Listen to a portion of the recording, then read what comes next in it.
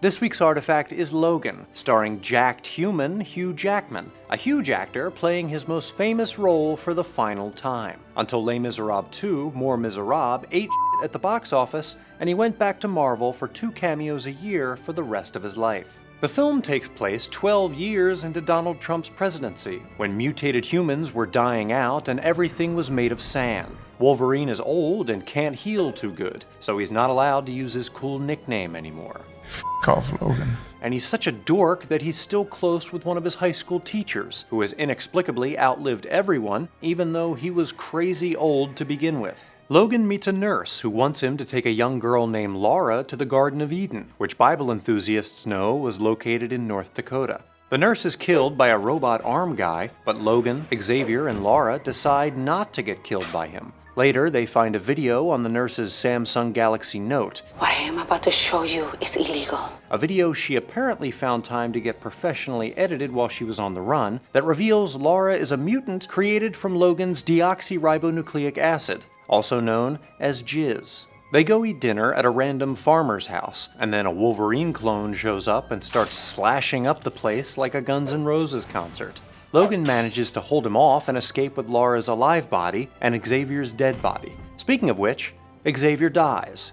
Spoiler alert. Logan and Laura finally arrive at the Garden of Eden, which isn't a garden so much as a hut on a cliff. Also, it's Adam and Eve, not Adam and a bunch of child mutants. Nevertheless, they're just about to head off to Canada for poutine and crumpets when some scientist shows up to do the whole explain your evil plan routine. The goal was not to end mutant kind, but to control it. Logan tires of this trope, so he blows his load before the other guy can finish. The Wolverine clone impales Logan with a big stick sticking out of another stick, and then Laura counters with some clone repellent. Logan tries to pull a Rogue One and have every character die, but Laura takes the opposite approach, heading north in search of universal healthcare. Logan pits the titular hero against his most powerful enemy yet, real life. Logan struggles with all the issues an ordinary middle-aged Earthling male might face. He must care for a mentally debilitated father figure who's disappointed in him for X-Men origins. What a disappointment you are. He's developed arthritis and doesn't bounce back the way he did in his 120s, and perhaps most typical of his midlife crisis, he wants to buy a water car. Where some previous X-Men films explore the social ostracization the mutants experienced as an allegory for gayness, Have you tried not being a mutant? the alienation Logan and Xavier suffer here is due to the inevitable march of time, something felt by beings of all 557 sexual orientations. They have lost their friends and loved ones, and the world has moved on without them, much like I moved on without my first family. By showing our familiar superheroes suffering the indignities of growing old, Trust me, I'm not looking. the film's inescapable message is that all things must come to an end, even when they're dripping with 90s nostalgia. The film borrows themes of redemption and rumination from westerns, and it won't give those themes back without a fight. The most prevalent reference is the movie Shane, which tells the story of a dude who protects a bunch of other dudes from a bad guy dude, then leaves because it's more poetic that way.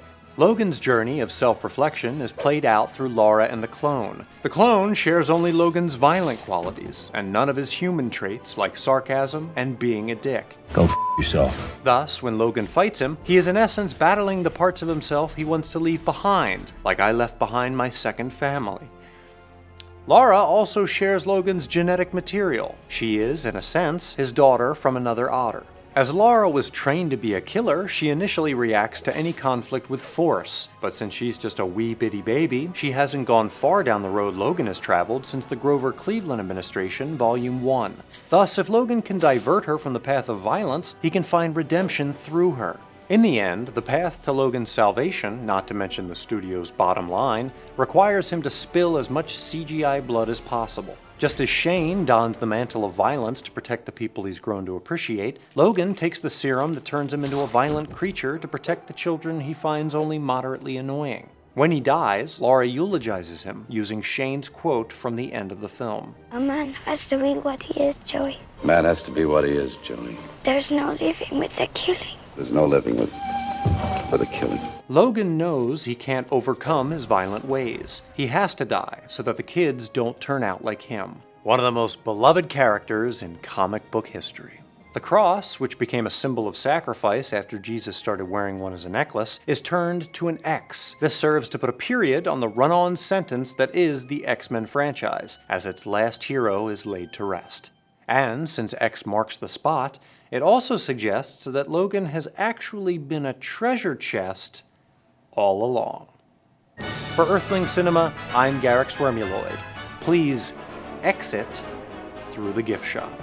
Hey guys, Garyx's intern Jared again. On behalf of Mr. Wormuloid and the team, thanks for all the support. We really love making these videos, and it's thanks to all of you that we're over 50 episodes deep into Earthling Cinema. Another way you can support us is by becoming a patron. You'll get access to exclusive content, including a recent podcast on Wonder Woman, another one coming up this week on Spider-Man, and my video on Daddy Issues and Guardians of the Galaxy Part 2. And we'll be releasing more patron-exclusive content each month, including our behind-the-scenes experiments with new formats, quick takes, and more. So be sure to check out our Patreon page at the link in the description. And if you like this video, check out our Earthling Cinema episode on X-Men First Class, or our Wisecrack edition on the philosophy of Logan. Don't forget to subscribe and ring that bell. Catch y'all next time. Peace.